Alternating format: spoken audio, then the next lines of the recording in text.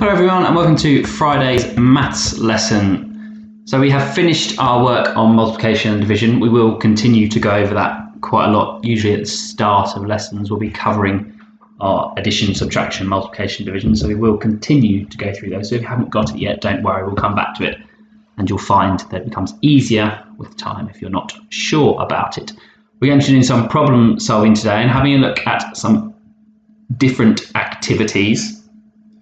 I will talk you through those. It's going to be a slightly different maths lesson today. The words of the day, I'll read it carefully, so make sure you read the questions really carefully.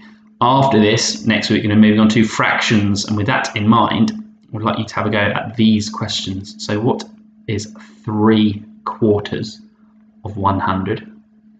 What is 4/5 of 100? So pause the video and have a go at that, and then I'll go through it on the next slide.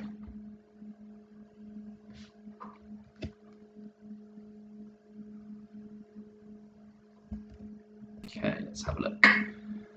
Okay, so what is 3/4 of 100 and what is 4/5 of 100? So there's a few different ways of looking at this, so I'm going to show you it first in bar model method. So we have my total here, which is 100, and then down here we have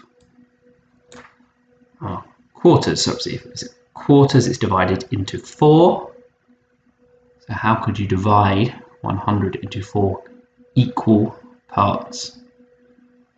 4 equal parts. To divide it into 4 equal parts, you have to divide it by 4. So what times 4 equals 100? So what we could do is something times 2 equals 100, and then we divide that by 2. So I know 50 times 2 is 100. Half of 50 is 25, so 25 times 4 is 100. So if I put 25 in each of these blocks, so 4 times 25 is 100. So 1/4 is 25. And we're done. Where are we? So here it says 3/4. We've worked out 4/4 is 100, 1/4 is 25. We want 3/4, so we need to look at 3 up to 4. So we either do 25 times 3, or 25 plus 25 plus 25, or 100 take away 25. And the answer is 75. So 3/4 of 100 is 75. So you can use the bar model, or you can do 100 divided by 4 times by 3. So divide by the bottom times by the top. Divide by the bottom times by the top. Look at this one here. So we've got our same starting number, our same total, and we want 4/5. So let's, once again, I'm going to show it in bar model. I think bar model is fantastic for demonstrating division. I'm going to try my hardest to divide this into 5 equal looking parts. So 2, 3, 4, 5.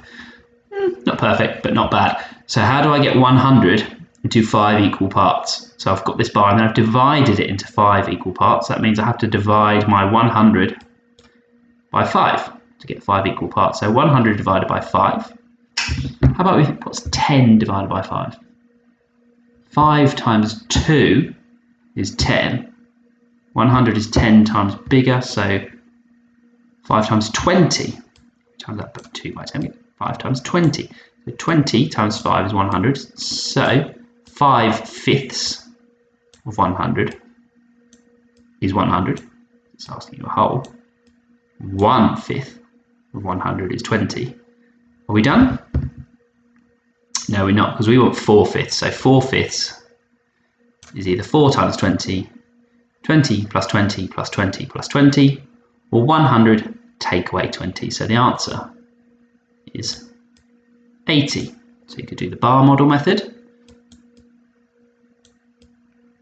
or you could do 100 divided by 5, which is 20, times 4, which is 80. So divide by the bottom, times by the top. So we'll look at that again more when we get back onto working with fractions. So that was just our warm-up question, and to reintroduce you to using the bar model method. Okay, so our first task today is a little activity called highest and lowest. The activity is to put the operation signs plus or minus or times or divide between the numbers 3, 4, 5 and 6 to make the highest possible number and the lowest possible number. So what I mean by that is you're going to have a number 3, the number 4, the number 5, and the number 6. And you are going to have plus, minus, multiply, and divide. So I've got a funny multiply sign. And you can use them once each to put them between those numbers. So we want the lowest possible number. We're not going to use negative numbers, but the lowest possible number, so, or the highest possible number. So if I did, let's do 3 plus 4 times 5 minus 6. So if we did that, what number would you get? So here we might need to think about the order we do it in. So you are going to have to do, if you're doing it without brackets,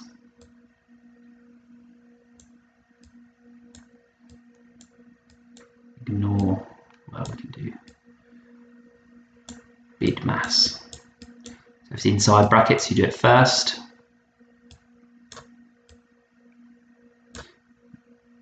Then your indices, don't worry about this because that's about squaring and stuff, so forget about that. Then you do division, then you do multiplication, then addition and subtraction. So here we do 3 plus 4, which is 7, times 5 is 35, take away 6, which is 29. So your task is to find the highest possible number using these 4 numbers and the 4 operations. Remember, you can only use them once each. So you can't do 3 times 4 times 5 times 6, otherwise this task will be really easy. See what the highest possible number is. See what the lowest possible number is. Remember, if you want to have part of it done first, you have to put it in brackets. So I put these brackets around this add. So I did that first before I did multiplying, and then I do subtraction. So remember, BIDMAS, whatever's inside your brackets, ignore that one.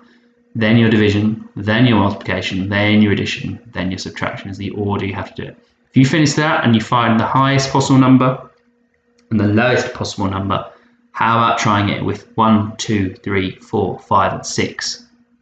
Then you might need to think about how many times you allow yourself to use them, because there's 1, 2, 3, 4, 5 gaps and only 4 operations. So maybe you can use all 4 of them once, and then you can use one of them twice, but you can't just go times, times, times, times, times, because once again, that'll make it really easy. So have a go at that activity. Let us know how you get on. Let us know your highest number and your lowest number. Okay, so this activity is looking at division, which we have been looking at, but looking at it in different ways. So you have 3 quite simple questions. I want you to think about how you can show the answer to these questions. Can you show it with words? Can you show it with pictures? So you could draw something. Can you show it with numbers? You could use bus stop method.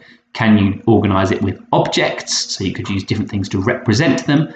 And can you think of any other ways to represent them? So let's have a look at the first question.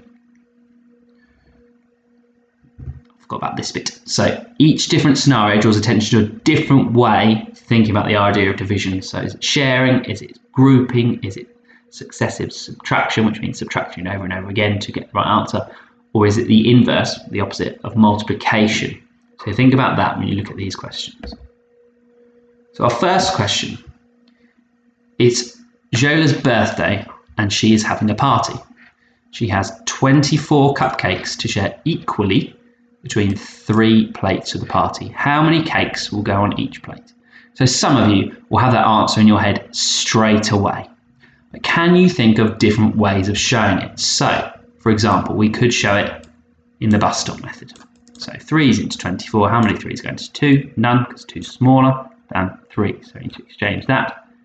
3 times what is 24? 3 times 8. So you know the answer is 8, but how else could you show that? You could show 3 groups of 8. 1, 2, 3, 4, 5, 6, 7, 8, 9, 10, 11, 12, 13, 14, 15, 16, 17, 18, 19, 20, 21, 22, 23, 24. You could show groups like that. You could draw circles. You could use your place value columns. So if you had your 10s, you had your 1s, and you're dividing it into 3, how could you show that? So we've got 0. We're going to have 1, 2, 3, 4, 5, 6, 7, 8.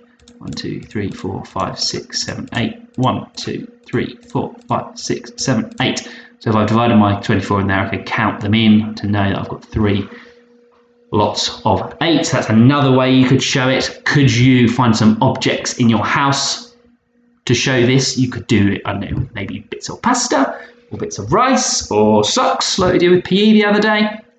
Can you think of any way to show that division question and the answer so we can see it in different ways? And by thinking of it in different ways, it's really going to get into your head all these different methods that you could use and think about when you are dividing. So I've gone through a few, and you can always go back in the video to see the sorts of things you could do. So what objects, what numbers, what pictures, what words, what other ways, what creative ways can you think of to show that? So that's the first question that we've looked at. I'm just going to read you the next two, and I'm going to let you decide how you show these. I'll try and show it in at least 3 different ways. So you might use the bus stop method for one, you could use bar model for another, and then you could use some objects in another. Okay, there are 8 children coming to the party. They are all going to the cinema. How many cars will they need to take them there? Each car will hold 4 children, and they will each need a driver too. So think about that. You might think it's really simple, but how many ways can you show it? If you don't think it's simple, use your place value columns. You could get some objects out, show it, take a picture of it, upload it. How can you show that? And the last question before I talk to you about a different activity is Jola is going to give everyone some chocolate eggs to take home at the end of the party. They fit into egg boxes which hold 6 eggs each.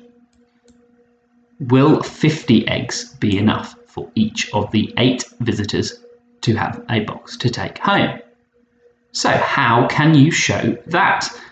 Can you use your bar model? Can you use your bus stop? Can you use your counters in your place value columns? Can you use objects? What different things can you use to show the answer to this question? So get creative. How can you show that?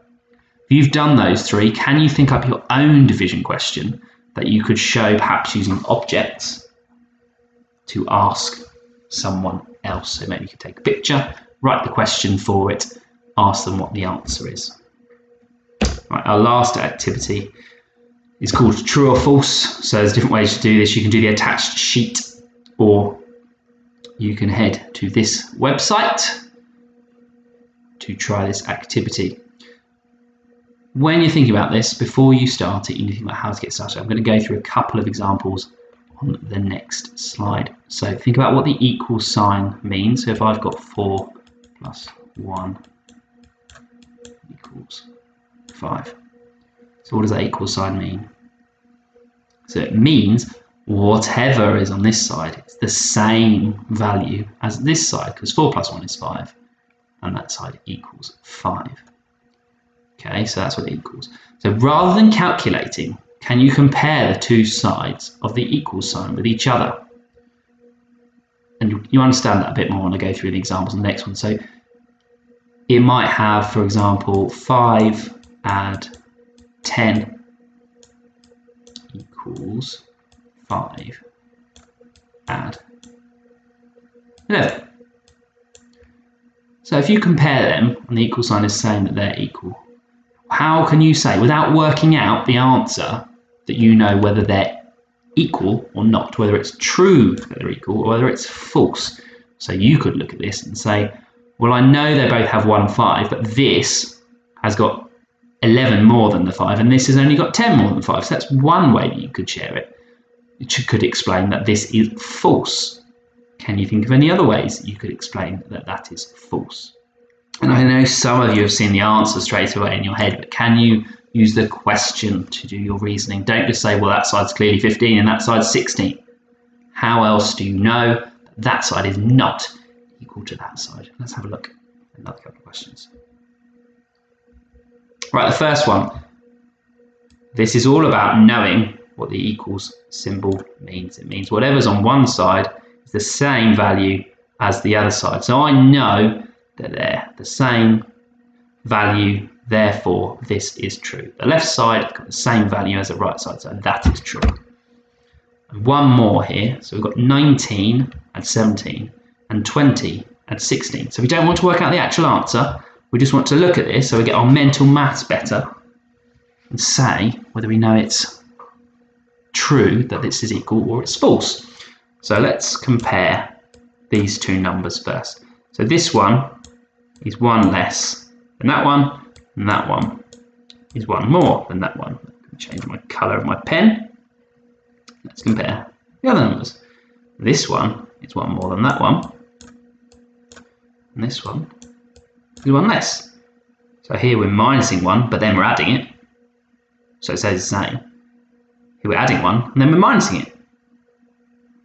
So they must be the same because this number is 1 less than that, but this one is 1 more than that, so this is true. So have a look at the sheets that I have attached. There's 2 different sheets. Sheet number 1 is the normal one. Sheet number 2 is the extra challenge. So have a go at this game.